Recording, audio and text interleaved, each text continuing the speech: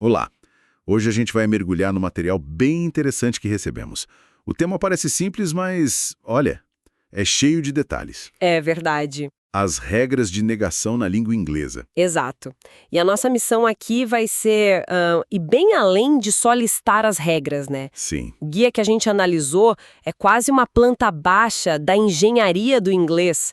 A gente vai tentar entender não só o que são as regras, mas, mais importante, por que elas existem. gostei dessa analogia da engenharia, porque, para quem está aprendendo, muitas vezes parece um monte de regra solta, aleatória. Pois é. E o material cobre tudo, desde o básico do norte até umas nuances que, nossa, vivem confundindo a gente. Ok, então, vamos começar a desvendar essa planta baixa. Vamos lá. E o legal é que a negação não é só uma palavra. É um pilar, sabe? Sustenta a clareza da comunicação. Certo. E quando a gente entende essa lógica, a gente percebe uma consistência que deixa o aprendizado bem mais intuitivo. Boa. Então vamos começar pela fundação dessa construção.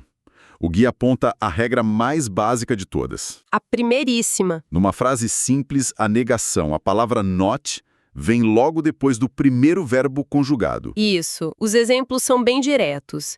He is not at home today. Ou então, Madeline has not responded to my letter.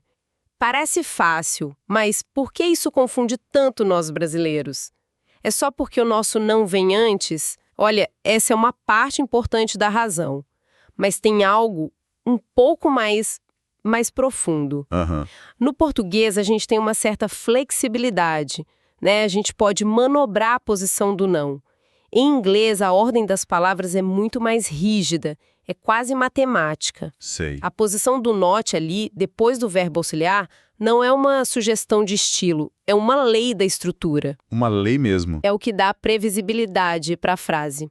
Tentar dizer he not is at home não só apenas estranho. A frase ela simplesmente desmorona, Ela quebra. quebra a lógica do idioma. Então essa rigidez da posição do not é tipo um sinal de trânsito que não dá para ignorar. E essa rigidez fica ainda mais clara nas perguntas, né? O guia mostra o exemplo Can you not understand? Exatamente. O not fica lá, depois do sujeito. E essa estrutura é muito, muito particular do inglês. O sujeito fica ali espremidinho no meio do sanduíche, É verdade. entre o verbo auxiliar, o can, e a negação, o not. É uma assinatura da gramática. Can you not? Will she not? Sim. É um padrão que, depois que a gente internaliza, fica fácil de reconhecer. Mas vamos ser honestos. Sim. Na fala do dia a dia, essa construção soa um pouco dura, não soa? Quase robótica. Totalmente. Soa super formal, parece até cena de filme de época, o que me leva direto para uma parte do guia que eles chamam de atalho da fluidez. Ah, essa parte é ótima. E aqui é onde fica bem interessante, as contrações. As famosas isn't, hasn't, can't. E tem um ponto no guia que eles tratam quase como um mandamento. Qual? As partes de uma contração nunca se separam. Elas se fundem e passam a funcionar como um bloco único, uma palavra só. Can't não é mais can e not.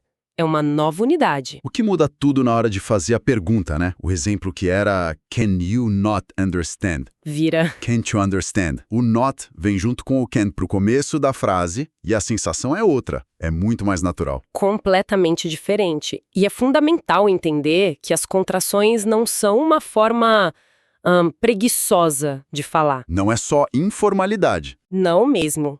Elas são um componente essencial do ritmo, da música, do inglês falado. Lembro de uma vez, eu estava ajudando um amigo a se preparar para uma apresentação e ele insistia em dizer I do not understand the data. Nossa. Soava tão grave, tão pesado, parecia que ele estava acusando os dados de um crime. A gente trocou para I don't understand e a frase na hora ficou mais leve, mais colaborativa. A ausência da contração pode sinalizar uma ênfase muito forte, sabe? Faz todo sentido. E essa ideia de que don't ou can't agem como uma única palavra indivisível me leva a uma pergunta. Manda. Ok, a gente tem is not, que vira isn't. Have not, que vira haven't. Mas, e quando o verbo não é um desses auxiliares? Como eu nego verbos de ação tipo work, live, think? Boa. Eu não posso dizer I work not. A estrutura desmorona, como você mesma disse. Parece que falta uma peça nessa construção. Claros. Para negar, I speak. O guia mostra que o correto é I do not speak. Certo. Para she learns, por ser terceira pessoa, she does not learn. E no passado, he worried, vira he did not worry. Isso! Confesso que por muito tempo isso me pareceu uma complicação desnecessária. Por que adicionar um verbo novo só para poder negar? Essa é a beleza da coisa. O que parece ser uma complicação, na verdade é um sistema de simplificação genial. Como assim? A função do do é primorosa. Ele chega na frase e, assume toda a carga pesada. Ele carrega o peso... Ele carrega o tempo verbal, do ou does, para o presente, did para o passado. E ele também carrega a negação, o not. Uau! Espera um pouco. Então o do funciona como um faz-tudo gramatical.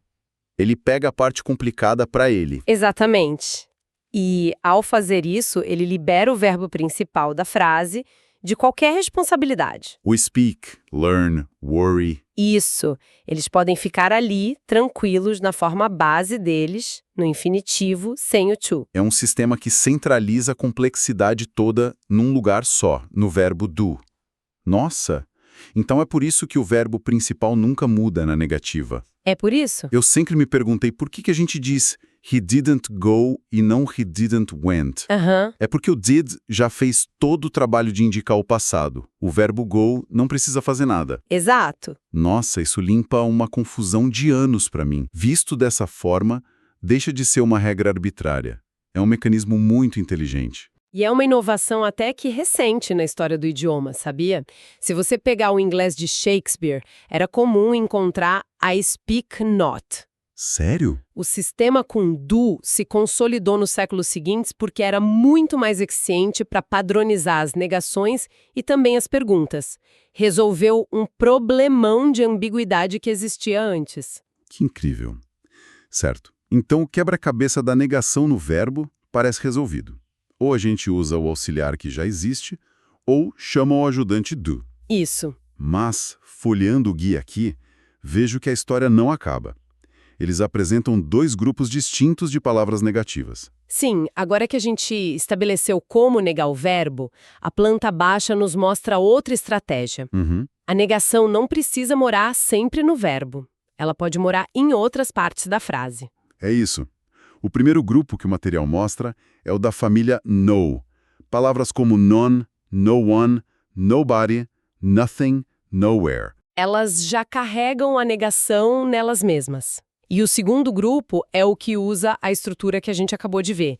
O verbo na negativa, com not, seguido por uma palavra da família any. Not any, not anyone, not anything, not anywhere. E o mais útil do guia é que ele coloca essas duas formas lado a lado para expressar a mesma ideia. I do not have any to give you. A tradução é a mesma, não tenho nenhum para te dar. Exato. He spoke to no one versus he did not speak to anyone. De novo, ele não falou com ninguém. Minha pergunta é, por que ter dois sistemas para dizer a mesma coisa? Não é meio redundante? Ótima pergunta. E a resposta é não. Não é redundância. É uma questão de ferramenta retórica. Como assim? A escolha entre essas duas formas afeta sutilmente a ênfase e o tom da frase. As formas com no, tipo nothing ou no one, tendem a ser mais diretas, mais categóricas. Mais enfáticas. Entendi. Tem um peso diferente na frase I have nothing to say. Ela soa final, absoluta. Quase como se a pessoa estivesse batendo a porta. Isso. Enquanto I don't have anything to say é mais neutra, mais factual. E se a gente olha a estrutura, em I have nothing, a carga negativa está no objeto, na palavra nothing. O verbo have está na afirmativa. Verdade. Já em I don't have anything, a carga negativa está no verbo. São duas fiações diferentes para entregar o mesmo resultado. O falante escolhe qual usar. Entendi. Então temos essas duas famílias, a do no e a do not any. Isso me leva para uma pergunta que o guia responde de forma bem taxativa no final. Sei aonde você vai chegar. O que acontece se a gente tentar misturar as duas na mesma frase? Tipo, I don't know nothing. Uma frase que a gente ouve às vezes em músicas, Essa pergunta nos leva direto ao que o material chama de regra de ouro, o pilar mestre de toda essa construção. Que é? No inglês padrão, a dupla negativa é proibida. É o aremate lógico de tudo que a gente discutiu. Então dizer doesn't want nothing estaria gramaticalmente incorreto na norma padrão. Exatamente. E o motivo se conecta perfeitamente com as duas famílias que a gente acabou de ver. Certo. A lógica do sistema é: ou você coloca negação no verbo com a estrutura not anything, ou você usa uma palavra que já é negativa no objeto, como nothing. Isso, mas nunca as duas coisas ao mesmo tempo. É como ter dois interruptores negativos no mesmo circuito. Um anula o outro. É uma estratégia ou a outra. Não dá para usar as duas. Pois é, em lógica formal, e a gramática padrão do inglês segue essa lógica para manter a clareza, duas negações criam uma afirmação. Dizer I don't have nothing, ao pé da letra, significaria eu tenho alguma coisa. Faz sentido. Então, para evitar essa ambiguidade, a regra é estrita. É claro, é importante dizer que em vários dialetos e no inglês mais informal, a dupla negativa é usada, geralmente para dar mais ênfase. Mas na norma culta, a regra é de clareza. Uma negação por ideia. Ok, acho que a planta baixa está bem mais clara agora. Recapitulando. A gente viu que a posição do not é a fundação rígida. Isso. As contrações são como peças pré-moldadas que dão fluidez. O verbo do é aquela viga de sustentação genial que resolve um problemão. E por fim, temos duas maneiras de instalar o sistema. Ou no verbo, ou em palavras como nothing. Mas a regra de ouro é nunca ligar os dois sistemas ao mesmo tempo. Uma síntese perfeita. Então, o que tudo isso significa? Significa que a negação em inglês, que parece um emaranhado de regras, na verdade, segue um sistema muito coeso, muito inteligente. Sem dúvida. O material que a gente analisou nos mostrou o como, sabe? As engrenagens do sistema. E agora, com essa compreensão, fica uma reflexão, um próximo passo para quem nos ouve. Que seria? Começar a observar o porquê das escolhas que os falantes nativos fazem no mundo real. Expandir a análise para além da regra, para a intenção. Exatamente. O guia nos deu as ferramentas. Agora a provocação é, ao ouvir uma conversa, uma música, um filme em inglês, vale a pena se perguntar por que essa pessoa escolheu dizer I have nothing to add em vez de I don't have anything to add. Explorar essa nuance, sentir a textura emocional por trás da escolha gramatical, essa é a ponte entre simplesmente conhecer as regras e realmente dominar e sentir o idioma.